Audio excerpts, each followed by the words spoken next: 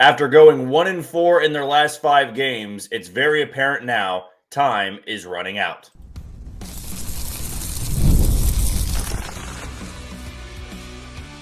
You are Locked On Royals, your daily Kansas City Royals podcast. Part of the Locked On Podcast Network, your team every day. It is a Thursday edition of Locked On Royals in the Locked On Podcast Network. I am your host, Jack Johnson, and you can find me on Twitter at JohnnyJ_15. That is at JOHNYJ_15. You also can listen to us on wherever you download your podcast.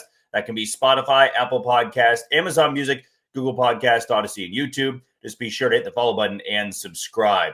For you first-time listeners wondering how you can check out this podcast and really what to expect on a day-to-day basis, I bring you episodes Monday through Friday, 30-minute episodes in length, and you also have the Locked On Royals postcast, which is hosted by Chance Lebo, and he goes to you live for about 15 to 20 minutes at the conclusion of each and every game. Today's show is brought to you by 5 Hour Energy. Enter for a chance to win a dream golf trip for 2 to any golf tournament in the U.S. Visit 5hewin.com for full rules and entry. No purchase necessary. Excludes the Masters tournament, and it ends this Halloween, October 31st, 2025. Another brutal loss for the Royals at Kauffman Stadium last night as they fell at the hands of the Los Angeles Angels 4-3. They led 2-0 at one point. Chance did a great job breaking down that entire game and really what the feeling is around this team now. Because at 70-69 with 24 games left on the season, or 23 games, I should say, we all know that time is running out. And our last segment of yesterday's episode was discussing the Mariners and how you just can't rely on the Mariners to keep losing games. And every time they go on these bad stretches, you have to be capitalizing. Now, from a big picture look, the Royals are still 2.5 games back. And the Mariners don't play tonight. The Guardians play the Rays, and the Rays have now tied the Royals of being 2.5 games back. They've won 6 in a row. They've clearly capitalized on the Mariners' downfall. But big picture, the season's not over, right? It takes winning 6 in a row, and they've got the Angels tonight, and they've got the Minnesota Twins in town after that. Does it mean they're going to win all 4? No, it doesn't mean that at all. But there's an opportunity there, which is why after really bad losses, I try to refrain from saying, well, that was the game that did it. Well, technically not, because baseball's weird, and even if they lost tonight, they could technically win 6, 7 in a row. That's just baseball. Does it give you a good chance of doing that? Absolutely not. And I wouldn't predict them to win 6 in a row if they lost tonight's game. But being 2.5 games back at this stage in the season, you can still overcome that. But I look in this final month, and I look at the other teams they're chasing and how this opportunity the Mariners have given the Royals has been golden, right? They went 1-4 in a 5-game stretch. They got swept by the Rays. Now the Rays were able to creep back into things, and they're going to be able to either catapult themselves over the Royals this weekend, or they're going to be buried by the Guardians again. But I look at that stretch and what the Royals had. They had 3 against Detroit. They've had 2 against the Angels. They led last Friday against Detroit 3-0 after 1 inning. They led 2 nights ago 1-0 over the Angels in the 6th inning with 2 outs, I might add. They also led last night 2-0. If they would have held on to those 3 games, if they would have found a way to win on Friday against the Tigers and win the first 2 against the Angels, folks, we're talking about a Royals team that's in a playoff spot right now. That's how quickly things could have changed. They're 2.5 games back. You know, you replace the 3 losses they had, you flip them. I know that's all hypothetical stuff, but you're 4-1 when the Mariners went 1-4. And we're talking today, the Royals going for a sweep and holding a playoff spot right before playing the Minnesota Twins. Now, I know that you can't really play that hypothetical game because some of those outcomes, I mean, it wasn't like the Royals had an 8-0 lead. They led 3-0 after 1 inning against Detroit. They led 1-0, and we know how quickly that can change. And they led 2-0 last night. But that almost has been the difference between this year's squad and last year's squad. Last year's Royals team wins both of these games against the Angels. They just do. They find a way to rally late. The other team makes a mistake. Their bullpen holds it down. And that's crazy to say because this bullpen is better than last year's bullpen. But it was just almost the energy of that game. Like last night, Kyle Isbell has a leadoff walk and the top of the order's coming up. I would say that over 50% of the time, the 2024 Royals come through in a spot like that. This team just seemingly has never done it. At least I can't really recall a time other than coming back down 4-0 against the White Sox and that awful bullpen. But those can be the difference makers. Those can be what separates you from being a playoff team and not a playoff team. The Royals have had too many mistakes and too many costly losses over the course of this entire season. And last night and the game before that, I don't need to put blame or really a lot of blame on John Schreiber. He had his hand in it. Let's get that out of the way. But the top of the order and the last two games has been putrid, has been absolutely awful. And they are a big reason why the Royals are even one game over 500. So let's not get it twisted there. But that also is another thing that separates you from being a playoff team and somebody that watches playoff teams come October. What are your top players doing in games like last night, in games like Tuesday night, in games like Friday night against the Tigers? What are they able to do for you? And last night, the eighth inning, Lucas Erceg's out there. He's facing Joe Adell, who's just tormented the Royals and apparently now is the new Royal killer. But a tough play for Bobby Witt Jr. It's a slow roller, couple of hops, and he boots the ball. And Bobby Witt Jr., like I said, the last 2 years has been probably the biggest piece of the pie in the Royals' success. Like if you look at what has driven them to being a winning ball club in September, back-to-back years, he absolutely is the biggest piece of the pie. But when I look at what makes some of these teams stand out in some of these games they need to win, last year's Bobby Witt Jr. makes that play. I can't really explain it, but Bobby Witt Jr. is arguably the best defender in baseball this year, and he makes that play 9 out of 10 times. And that one time happened to be last night. And that kind of goes hand in hand with this time is running out thing. I almost wonder if this team is, and they have to be fully aware. I mean, it's an online world. They're able to watch MLB Network. They're able to look at the standings here, right? They are fully aware that they are 2.5 games back. They know what these other teams are doing. That can make you play a little bit tighter, though.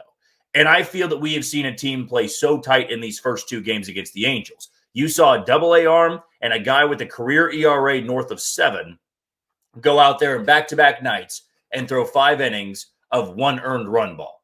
The only reason I say 1 earned run is that last night, already blanking on the kid's name. I know his first name was Caden, so I apologize on that. Young 21-year-old arm, he gives up 2 runs, only 1 of them was earned. And if Peraza fields that bunt from Kyle Isbell, who's to say the Royals don't get any runs, in that spot? That was very possible. But even in that game last night, that's where it felt like, okay, the Royals should be able to handle this one. Ryan Berger's pitching well. Kyle Isbell has a bunt. They throw it down the line, or it hits his helmet and it goes down the line. Bobby Witt Jr. is coming up to make it 3-0, and he grounds out with the infield in. Those are spots where how many times this year we talked about it, you got to get the run home. Vinny Pasquantino, we've talked about the same stuff. You got to get the run home there. And then you look at Ryan Berger getting pulled early. I know the comments last night on when I put out there that John Schreiber had given up the 3-run home run. A lot of people are going to go back to the same thing as it's been all season long and was the year before that and was the year before that. Well, it's Matt Quattro's fault, right? Why do you pull Ryan Berger there, 5th inning or 6th inning, excuse me? He gives up the leadoff walk to Neto. Why in the world are you pulling him? Here's my pushback, and I am going to give Matt Quattro some criticism here, but I'm doing it a little bit differently because I've always felt this way with bullpen decisions. If you were going to pull the guy for giving up a leadoff hit or walk, you might as well just not send him back out there. That's my argument. I don't have an issue going to Schreiber because Schreiber has still been this team's, up until the last 2 days, one of their most reliable relievers. I mean, he had a stretch of 10 scoreless innings before Tuesday night's debacle where he gave up 2 runs and the game kind of spiraled out of control. He had been really good. So that's the right move to go to Schreiber. Hunter Harvey's hurt. Steven Cruz is hurt. You're not going to burn Ursig that early. You wanted to have 2 righties coming up, or a righty coming up to face Taylor Ward and then Joe Adell. It didn't work out. My pushback is you just go to John Schreiber in that spot instead of having Ryan Bergert go back out there and then pull him after one batter that gets on. Like, Ryan Bergert wasn't super efficient, hence why he had thrown 90 pitches through 5+. That's just, even if you have shutout ball, when he walked 3 guys, he only gave up 1 hit, but he went to a lot of full counts. There were a lot of foul balls. He still was great last night. I got no issues with what Ryan Bergert did. But that move, where a lot of people were saying, why go to Schreiber? Why not leave him in there? My argument is, why send Bergert back out there anyway? You had the top of the order coming up. You had a righty in Neto, then you had Moncada, and then you had Ward and Adell. I would rather just go to Schreiber with a clean inning, and I do wonder if things would have gone differently. Let's take our first break of the show. When we come back, I have a gripe with this lineup, and more importantly, this lineup late in the game because of the decisions Matt Quatraro makes. I want to tell you about it next on Locked On Royals. You are tuned into Locked On Royals and the Locked On Podcast Network. I'm your host, Jack Johnson, and you can listen to me on wherever you download your podcast. I want to tell you about the title sponsor in 5-Hour Energy. Time to fuel up and turn it up with 5-Hour Energy Transfusion. This great ginger and lime flavored shot brings the iconic taste of a golf course favorite to a non-alcoholic boost. Perfect for sinking birdies or making great memories with friends. It's a hole-in-one for your energy game. Whether you're out on the course or just need a little extra push to power through your day, 5-Hour Energy Transfusion delivers the clubhouse flavor you love without ever leaving the green. Golf is all about the good times with good people and good flavors. The great ginger lime flavor of 5-Hour Energy Transfusion gives you the best parts of your clubhouse go-to without leaving the golf course or chasing down the bev cart. Now you can amp up the fun even more. Just buy, snap, and enter for a chance to win a dream golf trip for 2 to any golf tournament in the U.S. Tee up that trip with visit 5hewin.com for full rules and entry. No purchase necessary. Excludes the Masters tournament, and it ends this Halloween, October 31st, 2025. Last night was another reason to have a gripe about how this lineup is constructed and the way this bench is constructed. If you watch the Royals since 2023, and I know a lot of you listening are longtime listeners, right? You've been watching since the 70s, maybe the 80s, 90s, 2000s. Whenever you started, I'm just simply talking about the last handful of years. You would know that Matt Quatraro very much likes to use pinch hitters. He loves to have platoon lineups. That's a part of his dynamic, and that's just not going to change. I could sit here and say, well, I hate pinch hitters, and they shouldn't do that. That's not going to change anything. Matt Quatraro likes to have pinch hitters available off the bench, and a lot of managers do, but we've seen him use it earlier maybe than some would. And I would just go urge you to watch some Rays games with Kevin Cash. He's done the same thing for years. That's the way the Rays are built. They want to take little steps forward late in the game, and even if it doesn't work out in that spot, it's putting more and more pressure on the opponent's bullpen. And for the Royals, the logic is there, right? You got Mike Yastrzemski in the lineup against the righty. He doesn't hit lefties. Now, the last couple of times, they have left him in there against a lefty because Nick Lofton and Randall Grichuk haven't been good. Randall Grichuk was brought into Kansas City to be a lefty crusher. He hasn't been that. He has not been a very good pickup. Nick Lofton has not been good in pitch hitting situations. And I almost want to tie this back to the segment we had 2 days ago, which was about 2026 free agents. For the Royals to be really good in that department next year, you have to put a lot of attention on the bench, and more specifically, more attention on right-handed bats, because the Royals don't have many good ones. When it really comes down to it, you've got your stars and Bobby Witt Jr. and Maikel Garcia, but those guys aren't coming off the bench. They are playing every single day. But Mike Yastrzemski is a lefty. Vinny's a lefty. I'm throwing Salvador Perez too with the righty group. Don't worry. There's your 3 righties, if you will. But Kyle Isbell's a lefty. Michael Massey's a lefty. Jonathan India has not been good this year offensively. He's one of your right-handed bats. You go to John Rave, Jack Caglione, more lefty bats there. Carter Jensen, lefty bat. And I'm going to last night, Adam Frazier, lefty bat. I'm just kind of saying them as they pop into my head. But last night, you have to pinch hit Nick Lofton late in the game because you want that advantage. You want the righty facing the lefty. But with this lineup being so lefty heavy, it allows some of these other managers to go to a lefty late in the game and let that lefty take the entire inning. Where for a lot of bullpens, they're just looking for an out or two from their lefty unless they have to face, the 3-batter minimum there. Sometimes they bring them in with 1 out or 2 outs, and they just want them to face the 2 lefties. And for the Royals, they stagger the lineup well enough, but there's just not a lot of depth when it comes to right-handed bats. And they've run into some snags there over the last handful of weeks. Really, I would say since the All-Star break. But if I wanted to be truthfully or brutally honest with myself, I would say this entire year that's been a big issue. Having to pinch hit Tyler Tolbert, having to pinch hit Nick Lofton, Randall Grichuk's not getting it done. Those are 3 right-handed bats that are not giving you enough pop off the bench. And for the Royals, if you were going to use pinch hitters, if you are going to pull certain guys from the lineup, you got to be sure that these guys have a really good chance to do damage. I feel with Nick Lofton, there's not a great chance to do damage. You are hoping that he gets walked in that spot, or he's fortunate enough to just have a ball that has eyes, right? Just can sneak through the left side of the infield, can bloop into the outfield. But I'm not really looking at him to start a rally or to tie the game. I mean, last night he struck out in the 9th inning, but I wasn't even watching that moment and saying, well, he's got a chance to go yard, and he's got 4 home runs this year. But I'm not looking at him in that spot to do it. And I can't even look to him in that spot to start the rally, to get on for Adam Frazier. And with this lineup being so lefty heavy, you are more often than not turning to the bench and going to a right-handed bat. This would be a totally different thing if the Royals were right-handed heavy. If they were right-handed heavy, there's multiple guys off the bench that you could turn to tie that game. I mean, the perfect pinch hit bat that you could go to. Now, I know he needs to develop a little bit more, although last night I was impressed with what I saw in the couple of bats from Jack Caglione. But that's the type of bat for a rookie that you love in that spot. But he was already in the game, right? So you couldn't go to him off the bench. If you were to pinch hit a righty for a lefty, like in a 1-run game, that's who you'd want it to be. Yeah, he's hitting $150, but he can hit a ball 460 feet.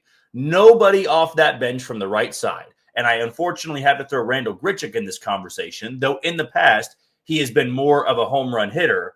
I would say that, Randall Grichuk isn't that guy anymore. He's not the 30-plus home run hitter anymore. He's not the 20 home run guy. He's got less than 10 home runs this year. So even when he came up to the plate after Kyle Isbell walked, I can't look at him and say, well, this guy could flip the game on its head. 2-run home run. They've got the lead. Fantastic, right? They just don't have those threats off the bench from the right side. And that needs to be a huge point of emphasis in the offseason. Because if that's the style of managing, of we're going to be pinch hitting guys, like Mike Yastrzemski is great against righties, but you have to find a right-handed bat that mirrors him. When you're facing lefties, this guy can give you the same production.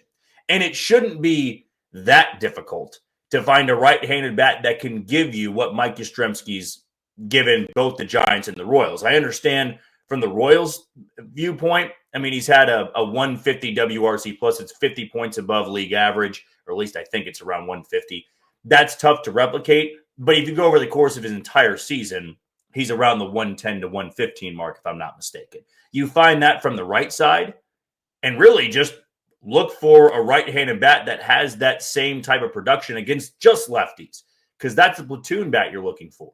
But next year, I cannot see them go into the season with this lack of production from the bench. Not if you're going to be, rotating the lineup around a lot.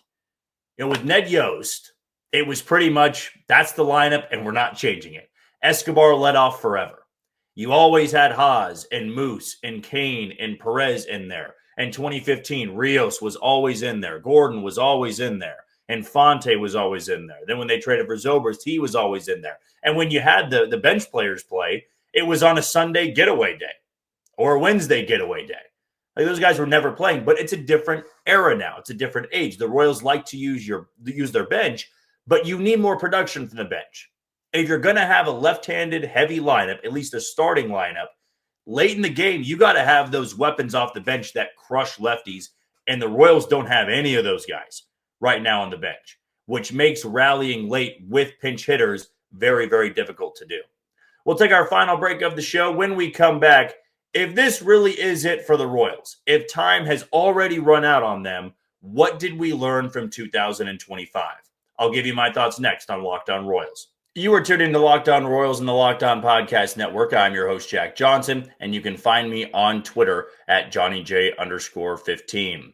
Want to tell you again about our survey promo. We have an important request, and Locked On wants to hear from you. We put together a survey to learn more about our listeners and make your favorite podcast even better. This is your chance to tell us what you like, what you don't, and answer questions about our advertising. Go to LockedOnPodcast.com/survey to get started. Everyone who completes a survey will be entered for a chance to win one of 10 $100 Amazon gift cards. Again, that's LockedOnPodcast.com/survey, and you can also find the link in the show notes. Thanks, as always, for helping us out. Also want to tell you about Gametime. There's nothing like catching a baseball game live, the energy, the crowd, the chance to see your team in person. But actually getting tickets, that's the tough part. Queues, login screens, surprise fees, it takes all the fun out of it. That's why I use Gametime, the app that gives the advantage back to fans. Gametime is fast, easy, and backed by the Gametime guarantee. You'll always get 100% authentic tickets delivered on time and at the best price. Plus, all fees are included, so the price you see is the price you pay. Download the Gametime app, create an account, and use code LOCKEDONMLB for $20 off on your first purchase. Those terms apply. So again, that's promo code LOCKEDONMLB, LOCKEDONMLB for $20 off. Swipe, tap, ticket, go. Download Gametime today. The Royals do still have time to make up for this 2.5 game deficit. We know that it is certainly possible for this team to go on a 6-7 game winning streak. It's always going to be possible in baseball because you can't really predict it. Just when you think this team is down and out, it feels that's been the theme this year. Just when you think they're done, they bring you back in. They keep you hooked. They keep you interested. They probably don't have you very interested right now. If you're incredibly frustrated, they've went 1-4 in their last 5 games. They haven't gained any ground. But if they win their next 4 games, you'll be hooked again come Monday. Or if they win tonight, maybe you're hooked again. I can't speak to everybody's fandom here. I don't know if you've jumped off the bandwagon. I don't know if you've hopped back on it. But at the end of the day, just from a baseball perspective, there is still time to make it up with 23 games to go. The odds are not great, but the odds are not zero. And I do want to talk about if those odds have become zero, right? If we go into the future now and they don't make that run, let's say they finish exactly where they are right now. Second place in the AL Central. They're 2.5 games out, and the Mariners make the postseason. But let's just say, for the sake of this segment, that is what happens. I do feel there's a lot that we can learn about the 2025 Royals. And it probably starts with having depth, right? We just talked about depth off the bench for the lineup, but I believe having depth in the pitching department is what hurt this team early on in the season. Last year, they had this unbelievable bill of health, clean bill of health. It was Reagan's was there, Lugo was there, Waka was there. The only guy that got banged up, truthfully, was Alec Marsh and then Michael Lorenzen, and that was when he joined the team. Like, those were the only 2 guys that you really had to worry about being durable. But when Lorenzen was healthy, he was phenomenal. When Marsh was healthy, he was pretty serviceable. He was pretty good. But the top 3 guys that you had, right, and Brady Singer too, I forgot to throw him in there. Brady Singer had a career year, and he was healthy. He gave you 175 to 180 innings. And to have that in your rotation, and you come close to leading the league in quality starts, you have one of the best ERAs, that health was so important, and the Royals really didn't need to worry about depth. I mean, there was a few times they had to start Daniel Lynch, and you had to go with a few bullpen games, but it was minuscule compared to what's happened this year. And that's where I try to take a step back at times and really evaluate what this team has done without key pieces. I mean, even last year, you had Salvador Perez have over 100 RBIs. He had nearly 30 home runs. Bobby Witt Jr. had an MVP-like season, hit 330, it led the league. You had an entire rotation that was great and healthy. Your bullpen was very hit and miss, but when it mattered most, they kind of cleaned things up. Now, I will say this year, you've gotten a great season from Bobby Witt Jr., not MVP level. You've gotten a great season from Michael Garcia, a great season from Vinny Pasquantino, a good enough season from Salvador Perez, but still you ran into a lot of the hangups that you did last year. Outfield was a huge issue, though Kyle Isbell's been better than he was from a year ago. But Hunter Renfroe, disastrous. MJ Melendez, disastrous, though that kind of was the same thing last year as well. Michael Massey, disastrous this year. He wasn't last year, but you had Jonathan India this year. So I feel that using these last 2 years, we have seen that depth, having that for the starting rotation. That's big because you don't want to be starting the Rich Hills of the world next year. It was a great story that he had. That was not a good time for the Royals when you're having to pull from AAA and sign a 45-year-old guy to make starts at Wrigley Field and in big-time games late in the season. I don't see that being an issue next year. You've got 9 guys that'll be able to make starts for this team. The next part to this is let's be a little bit more cutthroat when it comes to bounce back years, right? That is one of my gripes with not just the Royals, but really with a lot of baseball teams in general.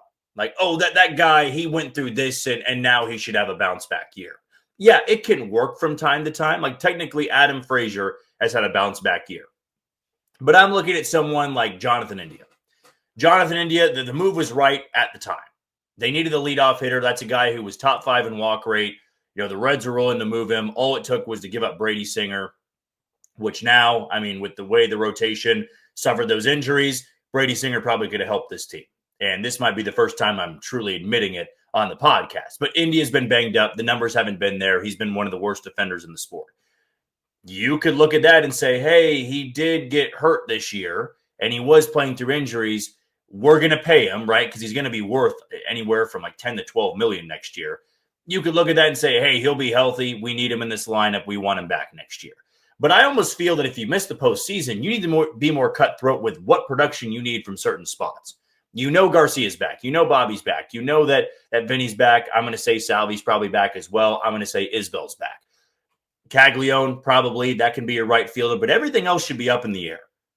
I'm not looking at some of these guys off the bench or some of these guys in AAA and say, well, they need another chance. If you're going to be a legitimate contender, right? I look at what the Tigers did. Now, the Tigers technically gave Gleyber Torres a bounce-back deal, but it worked out well for them.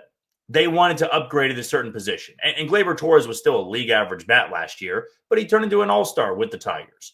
And to round out that lineup, you know, that's why they kind of are where they are right now. First place in the American League Central and absolutely headed to October for the postseason.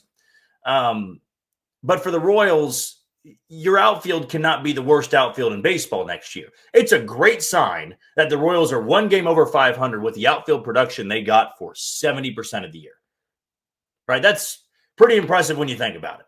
They were getting production worse than the Rockies and the White Sox in those 3 outfield spots. But Kyle Isbell, he's, in my opinion, the one lone guy you could say, I'm fine with it. And if you want to platoon him out there, I'm fine with that as well.